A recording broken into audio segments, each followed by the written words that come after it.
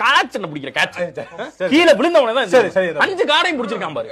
சரி சரி திருப்பி சொல்றேன், இவனுக்குலாம் சொல்லி இப்ப கூட நான் விளையாட உசிரே போகுது. இவனை 3 தான் எடுக்கணும்.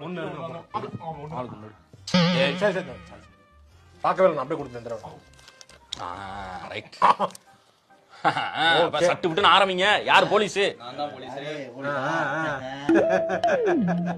கை கொடு. என்ன தேடுறான்? என்ன கை குடுறா? குடுக்கலாம் முடியாது சொல்றா அப்படியே.